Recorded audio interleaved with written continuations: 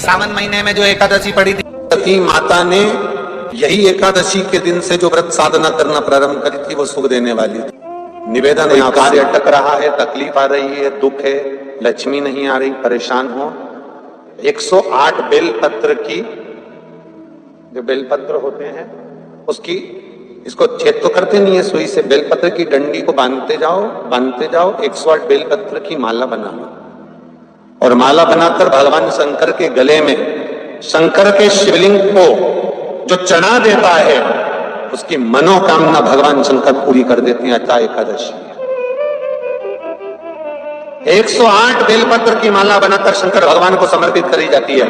माता लक्ष्मी ने भगवान विष्णु को पाने के लिए तुलसी की माला बनाकर समर्पित करी थी, जैसे सती ने शिव को पाने के लिए, कामना को पूर्ण करने के लिए। एकादशी के दिन अगर आप इस पत्ती को यहां से स्पर्श कर इस पत्ती को यहां से स्पर्श कर शंकर भगवान के शिवलिंग पर अगर आप श्री शिवाय नमस्तुभ्यम कहकर, पंचाक्षर मंत्र नमः शिवाय कहकर, षडाक्षर मंत्र ओम नमः शिवाय कहकर यदि शंकर के शिवलिंग पर समर्पित करते हो तो वो 108 बेलपत्र का काम कर जाती है। पकड़ने का स्थान देखिए, 3 शब्द बताए हैं शिव महापुराण में। पहले नंबर का है कर्ण प्रिय, दूसरे नंबर का है वर्ण प्रिय, तीसरे नंबर का है धर्म प्रिय। कर्ण प्रिय शब्द होता है हमें अहंकार उत्पन्न कर देता है। फिर दूसरे नंबर पर शब्द है वर्ण प्रिय, लोगों को लगता है कि मैं, मेरा समाज, मेरा परिवार, इसके आगे कुछ नहीं। तो तीसरे नंबर का जो शब्द है, तीसरे नंबर का जो शब्द है धर्म प्रिय है। हम जिस सनातन धर्म के अंदर जन्म लिए हैं, भारत माँ की गोद में हमारा जन्म हुआ। शास्त्र कहता है घर के बुजुर्गों को, घर के बड़ों को, जेठ जेठानी हो, सास ससुर हो, घर में जो तुम्हारी उम्र से बड़ा हो, उसको एकादशी के दिन फूल या पीली चने की दाल या पीला वस्त्र, कुछ भी पीली सामग्री आज घर के बड़ों को देना चाहिए। क्यों देना चाहिए? तो शिव महापुराण की कथा कहती है कि जो शुक्ल पक्षी की एकादशी के दिन पीली वस्तु का दान दे देता है, घर के किसी ब्राह्मण को देने नहीं जाना, किसी मंदिर में देने नहीं जाना, आपके ही घर में, आपके ही घर के बड़ों को किसी भी पीली चीज का दान कर सकते। फूल हो, मिठाई हो, कोई अनाज हो, कोई वस्त्र हो, पीली वस्तु का दान दे दे। क्यों होगा? क्या होगा उससे? शिव महापुराण की कथा कहती है उससे जिंदगी में कभी बड़ी बीमारी प्रवेश नहीं कर। कि भगवान शिव के मंदिर में अगर हम प्रवेश नहीं भी कर सके, मान लो शंकर के द्वार पर, शंकर की चौखट पर, शिव के द्वार हम नहीं पहुंच पाए, तो शिव महापुराण की कथा कहती है जो जल देवाधिदेव महादेव को समर्पित कर आ रहा है, जो भगवान शंकर को मात्र जल समर्पित कर आ रहा है या समर्पित करने जा रहा है, मात्र उस शिव भक्त का मस्तक पर त्रिपुंड लगाने वाला, तिलक लगाने वाला, गले में रुद्राक्ष धारण करने वाला या शिव जी पर 1 लोटा जल चढ़ाने वाले का मात्र हम दर्शन भी कर लेते हैं तो हमारे कोटि कोटि पाप समाप्त हो जाते हैं। मात्र शिव का दर्शन कर लेते। और तेरी कृपा बिना न हिले एक भी अणु, लेते हैं श्वास तेरी कृपा से तनु तनु, बखान क्या करूं। के नीचे जो अक्षत रखा जाता है वो उन्नति के लिए रखा जाता है। शंकर के शिवलिंग पर जो अक्षत रखा जाता है वो रोग मुक्ति के लिए रखा जाता है। अशोक सुंदरी पर जो अक्षत रखा जाता है वो संतान प्राप्ति के लिए रखा जाता है। षडानंद कार्तिकेय की ओर जो अक्षत रखा जाता है वह हमारे बच्चों की सुख समृद्धि के लिए रखा जाता है। विनायक की ओर, गणेश जी की ओर जो अक्षत रखा जाता है वह हमारे घर में कोई मंगल कार्य आ जाए उसके लिए रखा जाता है। और जो पीठिका होती है जिसपे शिवलिंग रखा होता है, पार्वती जी का हस्तकमल, उस पर अक्षत रखा जाता है तो नारी के अखंड सौभाग्य के लिए रखा जाता है। अक्षत रखने का भी तरीका है। एक कहां रखा जाता है, क्यों रखा जाता है कि पद्म पुराण में लिखा है और विष्णु पुराण में, एकादशी के दिन द्वादशी भी पड़ जाए, एकादशी के दिन त्रयोदशी भी पड़ जाए, मतलब एकादशी, द्वादशी और त्रयोदशी तीनों तिथियां एक साथ पड़ जाए और उस दिन एकादशी का व्रत जो रख लेता है उसको हजारों एकादशी का पुण्य फल प्राप्त हो जाता है। फिर वो जिंदगी में एकादशी करे चाहे ना करे। और फिर ध्यान देना, कोई किसी भी मंदिर में, मंदिर ना हो तो अपने घर के मंदिर में शाम के समय पर उस तुलसी की लकड़ी का दीप, दिया भरकर उसमें घी डालकर जो दीप प्रकट कर देता है, जला देता है, दीप को प्रज्वलित कर देता है, उसके घर में कभी संपदा की कमी नहीं होती। महाराज विष्णु पुराण में स्पष्ट लिखा है। मेरे जीजाओं, मेरी बेटियों, बेटाओं, मेरी माताओं, मेरे भाई, मेरी बहनें, ध्यान रखना, आप भी जब भगवान शंकर के मंदिर की ओर एक लोटा जल लेकर जाते हो, आप भी जब भगवान शंकर के मंदिर की ओर एक लोटा जल लेकर आगे बढ़ते हो, तो कभी ये मत सोचना कि हमें कौन देख रहा है, कौन नहीं देख रहा है।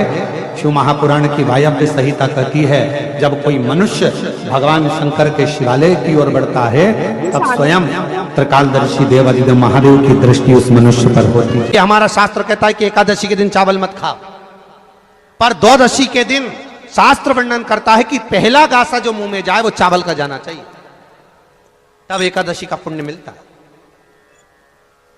तो शास्त्र क्यों कहता है कि चावल मत खाओ? क्योंकि जीवात्मा धान के खेत में रहती है, चावल के खेत में उसको पटका जाता है। अब कोई चींटी, कोई झिंगुर, कोई जीव उस चावल को खाता है, कोई इल्ली खाती है, कोई मछली खाती है, कोई जलचर थलचर। एकादशी के दिन चावल का दाना शिव को चढ़ाने का केवल एक कारण रहता है कि चावल को अक्षत कहते हैं।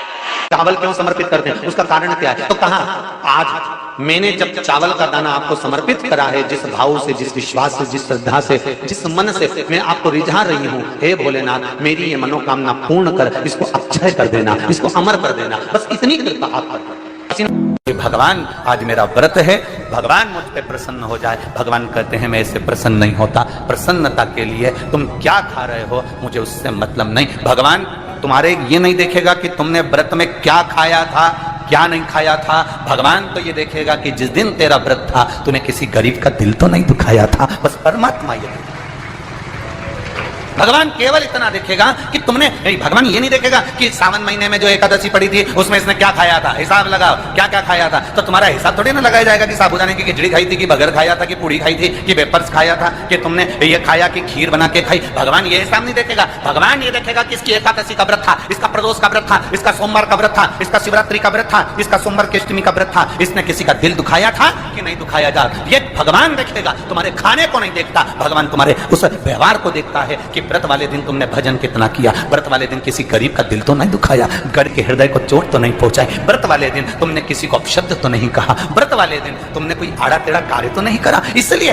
परमात्मा के व्रत के साथ में एक नियम भारी रखो। आज अगर मेरा व्रत है, मैं अगर कुछ छोड़ भी रही हूं, कुछ खा भी रही हूं, तो ये विचार करना कि मैं किसी के दिल को ना दुखाऊं, मैं किसी के हृदय को चोट ना पहुंचाऊं, मैं किसी के चित्त को कोई चोट ना दूं। मरने के बाद कितने लोगों को भोजन कराया ये मायना नहीं रखता। मरने के बाद तुम कितने लोगों को भोजन कराए ये मायना नहीं रखता। मायना ये रखता है कि तुम जिंदा जी कितने लोगों को भोजन कराए, वो जरूरी है। तुम्हारे गांव में शिव महापुराण की कथा हुई, बालोद में शिव महापुराण की कथा हुई, सावन का महीना, 5 दिन की शिव पुराण की कथा मिली, 5 दिन की शिव महापुराण की कथा मिली। तुम्हें धन्यवाद देना चाहिए। ये जितने भी यजमान परिवार हैं, इन सभी यजमानों को हम तो देखो इस व्यासपीठ से केवल ये कामना कर सकते हैं, हम ये जानते हैं 5 यजमान, 10 यजमान, 20 यजमान, 25 यजमान, 30 यजमान, 35 यजमान, 40 यजमान, 50 यजमान, जितने भी यजमान हैं, हमारी जिह्वा पर उनका भले नाम ना आए, पर इतना याद रखना कि तुम वो यजमान हो जिसको शंकर भगवान ने पसंद कर कर रखा है। उसको पसंद, वो महादेव ने तुमको पसंद कर कर रखा है। कोई कोई सोने की रकम ऐसी होती है जो किसी को दिखाई नहीं देती, कोई कोई सोने की रकम ऐसी होती है जो किसी को दिखाई नहीं जाती। उसमें ये यजमान जितने भी बने हुए हैं, आप वो हीरा हो, वो सोना हो, भगवान को धन्यवाद देना कि ये 5 दिन की कथा क्या होता है। पर यजमान लोग जब आपस में जुड़ते हैं और जब हमारे गांव का, नगर का भाग्य प्रबल होता है, तब जाकर ये शिव पुराण की कथा अपने नगर में, तब बल को बढ़ाना है, अपने विश्वास को दृढ़ बनाना है। मरने के बाद कितने लोगों को भोजन कराओगे? मरने के बाद तुम्हारा बेटा कितनों को भोजन करा रहा है? मरने के बाद तुम्हारी बहू कितनों को साड़ी दे रही है? मरने के बाद तुम्हारी बहू कितनों को सुहाग सामग्री दे रही है? मरने के बाद तुम कितनों को भोजन करा रहे हो वो जरूरी नहीं, जरूरी ये है कि तुम जीते जी तुम्हारे नगर में बालोद में जब कथा हुई तो क्या तुम्हारे घर में 2 किलो आटे की पूड़ी और सब्जी बनकर इस बालोद में आने वाले शंकर के भक्त को तुमने अगर मुंह झूठा कराया, जो जीते जी करा दिया, तो फिर मरने के बाद की जरूरत ही नहीं। आपने कितनों को पानी पिलाया, आपने कितनों को बिस्कुट खिलाया, आपने कितनों को भोजन कराया, जरूरी वो है। ये शिव महापुराण की कथा एक तत्व प्रदान करती है, शिव महापुराण की कथा एक आनंदता प्रदान करती है। आज पूरे बालोद में ये आनंद है कि ऐसा लग रहा है जैसे कि कोई दिवाली आ गई हो, कोई दशहरा हो, कोई आनंद हो। कई बार बड़ा दिक्कत खड़ी हो जाती है जब मान लो इतना तुमने भगवान से मांगा, इतना तप करा, इतनी साधना करी, इतना व्रत करा, इतना उपास करा, इतना नियम धारण करा, उसके बाद भी अगर कोई घटना हो जाती है, कोई जीव चला जाता है, तो स्त्री को यह सोचने में आता है कि मैंने तो भगवान की इतनी पूजन करी थी, इतनी अर्चना करी थी, इतना व्रत करा था, अब मुझे तो कुछ करना ही नहीं है, अब तो मैं करूंगी नहीं, अब तो मैं ये हरताली का व्रत भी मैं छोड़ दूंगी और ये हो जाएगा। पर शिव महापुराण का संवाद तो सुनो।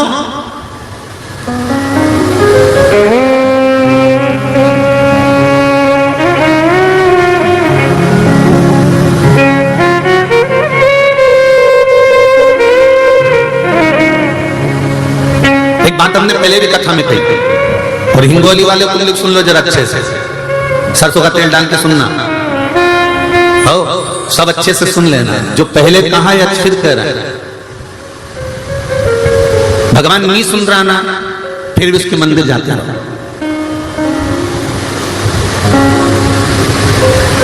तुम रोटी नहीं भी देती हो ना, तो भी गाय तुम्हारे दरवाजे पर आकर खड़ी हो जाती है। मत दे, वो तो खड़ी है, एक दिन नहीं देगी, 2 दिन नहीं देगी, कभी तो तेरा मन पसीचेगा और डब्बा खोल के रोटी लाकर गाय को देगी तो वो खड़ी है, खड़ी है। कभी तो मन पसीचेगा ना, कभी तो उसको मन करेगा, कभी तो उसके मन में आएगा, तो वो तो खड़ी है, तो खड़ी है, तुम्हें तो दही हिला के रोटी देगी।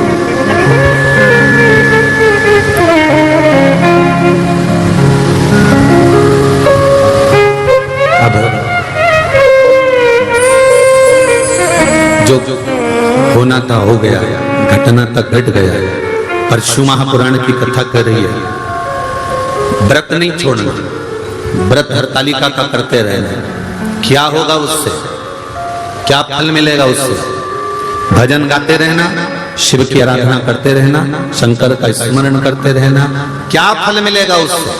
तो कहा यह कोई पूर्व का कर्म का भोग होगा, जिसके कारणवश हम अखंडता लेकर नहीं गए, पर हमारा जब अगला जन्म होगा तब हम अखंड सौभाग्यवती होकर जाएंगे, ये निश्चित है। श्री शिवाय नमस्तुभ्यम। हर हर महादेव। श्रावण मास के इस पवित्र महीने में गुरुदेव द्वारा बताए गए सभी उपाय जो संतान प्राप्ति के लिए हैं, पुत्रदा एकादशी के दिन हम सबको करने हैं। अगर आपको वीडियो अच्छी लगे तो like, share and subscribe, comment में श्री शिवाय नमस्तुभ्यम हर हर महादेव अवश्य लिख देना।